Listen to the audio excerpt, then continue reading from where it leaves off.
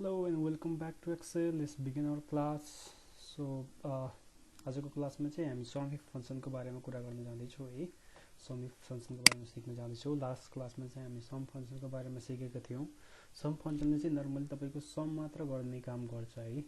र some if फंक्सनले चाहिँ तपाईको कन्डिसन दिएर सम गर्ने काम गर्छ। जस्तै तपाईले कुनै पनि सम गर्नलाई कन्डिसन दिनुभयो जस्तै 40,000 भन्दा माथिको डाटालाई सम गर भनेर दिनु भने यसले सम गर्छ। लेस देन 40,000 को चाहिँ यसले सम गर्दैन है। जस्तै नम्बर अफ स्टुडेन्ट जसले पास गरेको छ तिनीको नम्बर अफ स्टुडेन्टलाई सम गर भने यसले पनि सम गर्छ है। सर्टेन कन्डिसन मिट भयो भने यसले मात्र सम गर्छ सम इफ फंक्सनले। सो यहाँ चाहिँ मेरो नर्मल्ली यहाँ मैले एउटा टेबल बनाएको छु। यहाँ एसएन छ, serial number, particulars and sales amount है। सेल्स अमाउन्ट डिफ्रेन्ट छ। सो यही सेल्स अमाउन्ट मध्ये जस्तै यहाँ मैले यहाँ थिएँ हेर्नु भने सेल्स मोर देन 40,000 के भनेको कुनै पनि सेल्स जो 40,000 भन्दा माथिको छ त्यसलाई सम गरेर देखा भनेर मैले यहाँ चाहिँ डिफाइन गरेको छु है। सो सम इफ फंक्सनले चाहिँ समले जस्तै काम गर्छ है। कसरी काम गर्छ let's find out. So sum if हान्छौँ हामीले सुरुमा सम इफ, त्यसपछि हामीले सम इफ पछि डाटा रेन्ज हान्छौँ र कतिदेखि यहाँ हामीले कन्डिसन हानेको छौँ है। यहाँ ग्रेटर देन 40,000 भनेर है। सो यहाँ चाहिँ एक्सेलको अपडेटरहरूको पनि काम आउँछ है, ग्रेटर देन र लेस देनको। सो यहाँ चाहिँ हामीले सम इफ विथ नम्बरको हामीले गर्दैछौँ है। सम इफ विथ टेक्स्ट पनि हुन्छ है। सो नर्मली सम इफ चाहिँ हामीले 3 तरिकाले युज गर्न जाँदैछौँ। फर्स्ट तरिका चाहिँ यो है। सो कसरी युज हुन्छ let's find out. Sum if हान्छौँ, त्यसपछि हामीले ट्याब हान्छौँ है। यहाँ चाहिँ तपाईँको सजेस्ट गरिरहेको छ एउटा सम इफ यास हुन्छ, त्यो हामीले लेटर क्लासमा सिक्छौँ। पहिला सम इफ सिकौँ, त्यो सम इफ विथ नम्बर सिक्दैछौँ। सम इफ पछि तपाईँले यहाँ जस्तै मलाई यहाँ सेल्स मोर देन 40,000 को फाइन्ड आउट गर्नु छ सम है। सो मैले यहाँ चाहिँ रेन्ज भनेको छ, तपाईँले रेन्जमा गएर डाटा रेन्जलाई क्लिक गर्नुहोस्। यसको हामीले सम गर्ने हो। ओके, D8 देखि D12 सम्मको डाटा रेन्ज, त्यसपछि कमा हाल्नुहोस् है। त्यसपछि हामीले यहाँ क्राइटेरिया डिफाइन गर्नुपर्छ के कुन क्राइटेरियामा गएर यसले सम गर्ने हो त भनेको। त्यसपछि तपाईँले यहाँ डबल इन्भर्टेड कमा ओपन गर्नुहोस्। त्यसपछि ग्रेटर देन 40,000 है। कुनै पनि डेटा जो 40,000 भन्दा ठुलो छ भने त्यसलाई सम गर भनेर हामीले यहाँ डिफाइन गरेको छौँ है। 40,000 भन्दा लेसको लागि यसले सम गर्दैन है। र मैले इन्टर हिट हाने भने तपाईँको यहाँ सम गरेर देखाउँछ है। सो यहाँ यसले कुन डाटालाई सम गरेन त भन्दा एउटा 25 डाटालाई युज सम गरेन र यहाँ 35 डाटालाई सम गरेन है। हामीले यति मात्र यो 3टा डाटा मात्रलाई सम गरेर हेऱ्यौँ भने ठ्याक्कै यति नै आउँछ है। यहाँ सम गरेर हेरौँ equal to D8 plus D9 plus D10 गरेर इन्टर हाने भने चाहिँ यो बराबर आयो नि त, किनभने यसले 40,000 भन्दा माथिकोलाई मात्र सम गरेको छ यहाँ। सो यो 35,000 25,000 अब यहाँ चाहिँ लेस देन 40,000 लाई भनेको 60 भएको छ। फेरि यसलाई गरेर हेर्नु एकचोटि, मैले यसलाई हटाइदिन्छु।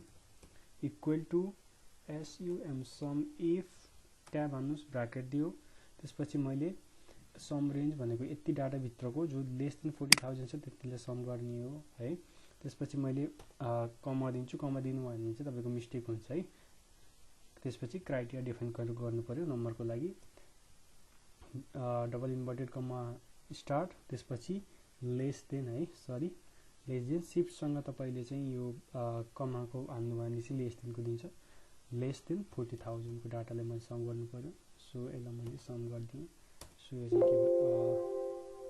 के यहाँ चाहिँ एरर देखायो। एरर देखाउनुको कारण भनेको चाहिँ तपाईँले यहाँ चाहिँ हामीले यो डबल इन्भर्टेड कमा चाहिँ पहिले इन्डिन स्टार्ट गरेर इन गर्दैछौँ है। यहाँ पनि इन हुनुपर्ने यसको एन्ड भयो र इन्टर हाल्नु भने तपाईँको 60,000 देखायो। 35 प्लस 25,000 भने कति हो 60,000 है। यो सम इफ विथ नम्बर भयो है तपाईँको। सम इफ विथ टेक्स्ट पनि हुन्छ। जस्तै यहाँ मैले एउटा टेबल बनाएको छु। यहाँ ट्रान्जेक्सन छ, ट्रान्जेक्सनमा डिपोजिट र विथड्र लेखेको छ है, र यहाँ एमाउन्टहरू लेखेको छ। अब मैले टोटल एमाउन्ट डिपोजिटेड कति छ त भनेर फाइन्ड आउट गर्नु पर्यो भने चाहिँ यहाँदेखि पनि फाइन्ड आउट गर्न सक्छौँ हामीले है। सो सेम नै हो, तर यहाँ चाहिँ केही थोरै टेक्निकल छ त्यो भन्दा चाहिँ है। सो टोटल एमाउन्ट डिपोजिटेड, यहाँ टोटल एमाउन्ट डिपोजिटेड निकाल्नको चाहिँ हामीले यहाँ टेक्स्टलाई हामीले डिफाइन गरेको छ। त्यहाँ जस्तै चाहिँ हामीले यहाँ प्रिभियस चाहिँ हामीले के गरेको थियौँ, यहाँ हामीले जस्तै यहाँ क्लिक गरेर हेऱ्यौँ भने हामीले प्रिभियस यहाँ ग्रेटर देन 40,000 भनेर यहाँ नम्बरसँग काम गरेको थियौँ हामीले। अब यहाँ चाहिँ हामी टेक्स्टसँग काम गर्ने भयो है, अल्फाबेटसँग काम गर्ने भयो। डिपोजिट मात्र निकाल्ने भयो यहाँ। सो डिपोजिट मात्र निकाल्नलाई हामीले के गर्छौँ त भन्दा यसलाई हटाइदिएँ मैले। SUM सम इफ ट्याब हान्नुस्, ब्राकेट दिन्छ। त्यसपछि अब यहाँ चाहिँ रेन्ज भनेको छ है। रेन्ज भनेको तपाईको चाहिँ कुन चाहिँ रेन्जलाई लिएर तपाईले सम गर्ने हो त, कुन चाहिँ डाटा रेन्जको कुन पनि अल्फाबेटको है डाटा रेन्जलाई लिएर तपाईले सम गर्ने हो त भनेर रेन्ज भनेको मेरो यो चाहिँ यो रेन्ज भयो है। कुन चाहिँको बेसमा सम गर्ने हो त भनेर है। त्यसपछि क्राइटेरिया भनेको छ। क्राइटेरिया भनेको के हो त भन्दा तपाईले कुन चाहिँ क्राइटेरिया डिपोजिट गर्ने हो कि विथड्र गर्ने हो भनेर हामीले यहाँ डिफाइन गर्नु पर्यो है। मैले यहाँ डिपोजिट लेख्दै डबल टेक्स्ट हान्दा चाहिँ जहिले पनि तपाईको डबल इन्भर्टेड कमा भित्र हान्नुपर्छ है।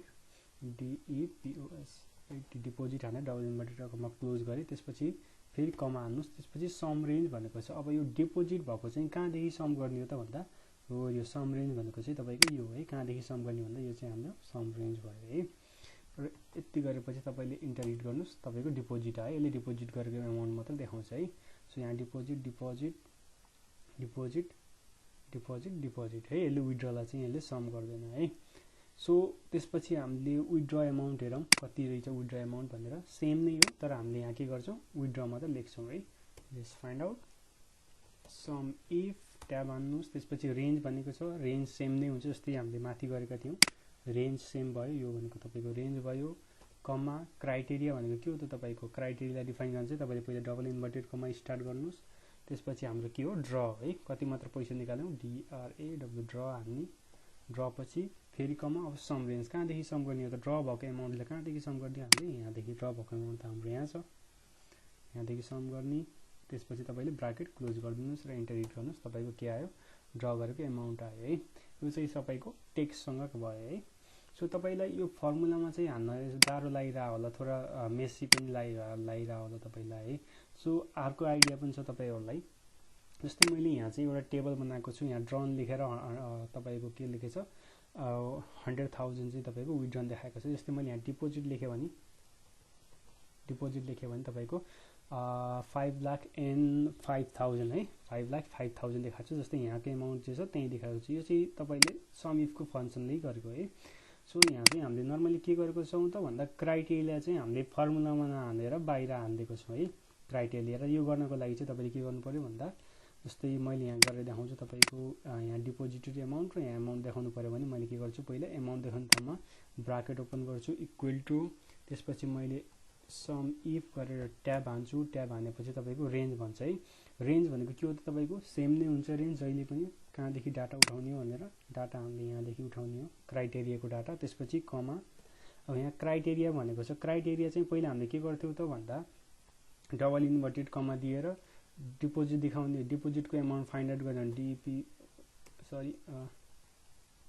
डिपोजिट लेख्थ्यौँ र ब्राकेट इन्भर्टेड कमा गरेर सम रेन्ज दिन्थ्यौँ। ड्र गर्नु पर्यो यहाँ ड्र लेखेर हामीले सम रेन्ज दिन्थ्यौँ। अब के गर्छौँ त भन्दा हामीले यो क्राइटेरिया चाहिँ बाहिर डिफाइन गरिदिन्छौँ है। जस्तै यहाँ गरेर मैले यहाँ यो एससीएल भनेको K6 मा भएकोलाई हामीले क्राइटेरिया डिफाइन गऱ्यौँ है। कमा त्यसपछि हामीले सम रेन्ज भनेको सेम नै हो, थोरै यहाँ के डिफरेन्स छ भन्दा हामीले सम रेन्ज क्राइटेरियालाई हामीले बाहिर निकालिदिएको छौँ। सम रेन्ज भयो। सम रेन्ज भएपछि अब यसलाई ब्राकेट क्लोज गरिदिउँ र इन्टर हिट गऱ्यो भने यहाँ 0 देखाएको छ। किन 0 देखायो त भन्दा हामीले यहाँ क्राइटेरियामा केही पनि देखाएको छैन। जस्तै मैले अब यहाँ गरेर DRAW ड्र हानेर इन्टर गऱ्यो भने यहाँ तपाईँको ड्र भएको एमाउन्ट देखाउँछ है। ड्र भनेको कति रहेछ मेरो 1 लाख ड्र भएको छ। सो सेम नै हो डाटा तर प्रेजेन्टेसनको the way of presenting the data भनेको चाहिँ डिफ्रेन्ट छ है। तपाईँले कसरी डाटा प्रेजेन्ट गर्नुहुन्छ त्यो डिफ्रेन्ट छ। सो सेम नै हो है। हुन चाहिँ यहाँ जो माथि हामीले जे गरेको थियौँ त्यही नै हो, बस क्राइटेरिया हामीले बाहिर निकालिदिएको है। सो सुरुमा चाहिँ हल्का गाह्रो लाग्न सक्छ, एकचोटि प्र्याक्टिस गर्नुहोस् त्यसपछि चाहिँ सजिलो हुन्छ है। नर्मली फर्मुलामा हामीले भर्खर इन्ट्री गरेको छौँ। डिपोजिट हान्यो भने यहाँ तपाईँको डिपोजिट देखायो है। So this much for today, see you in next session, good by.